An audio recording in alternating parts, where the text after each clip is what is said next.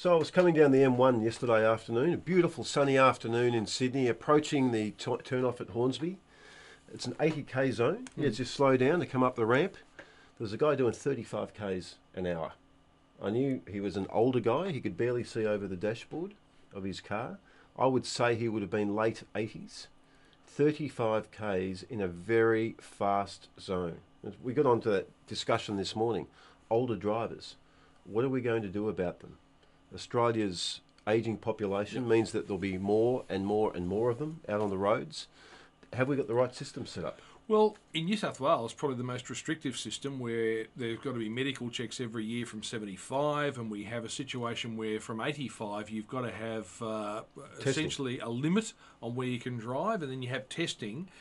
If you want to keep an unrestricted licence, it may well be the fellow you're talking about lived around the corner and he's got a limited area in which he can drive, and therefore he's gone out there to go the 2 or 3 Ks to the shops. But if you're out on a busy road like that, if you've got a licence like that, you probably shouldn't be driving on a road such as you've just described. There was actually a story over the weekend about a woman in Canada who pulled over on a freeway to tend to some ducks that she saw, because she's an animal lover. She's pulled up her car, a bike's gone into the back of her, a motorbike.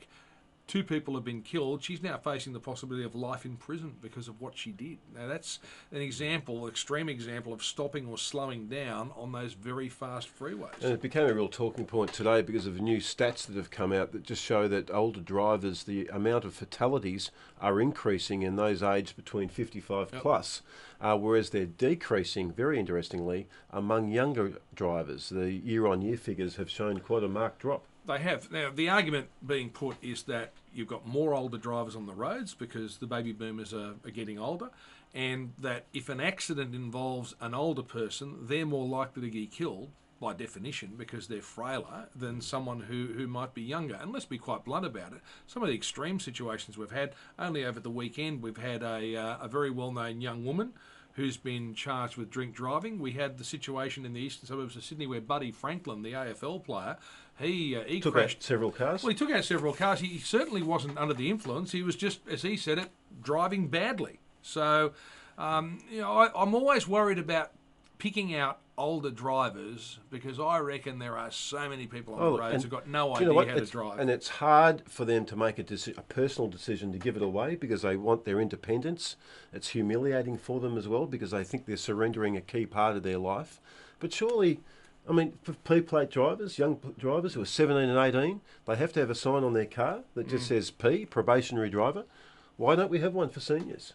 For people who are on the... give them a little bit of room. Their reaction times may be a little bit slower than yours. They might be driving a little bit more cautiously. So how about a little bit of understanding? Well, in relation to people who have gone through the case of, say they're over 85 and they've gone and done their check and they're certified good drivers and unrestricted drivers, I wouldn't be labelling them. But if you're on one of those restricted licences where you're only travelling in your own area and that licence is given to you to keep you mobile to go to the shops and come back, maybe there should be something on those cars, not just to identify them, but to say to other people, hey, listen, give them a bit of room. They're just going to the shops. They've got a restricted licence. I think everyone would understand that. So tomorrow, part 2, angry, bald white men drivers and what we should do about them. Exactly. I don't think there's anything wrong with them either, is there? Oh, they're fantastic. It's terrific.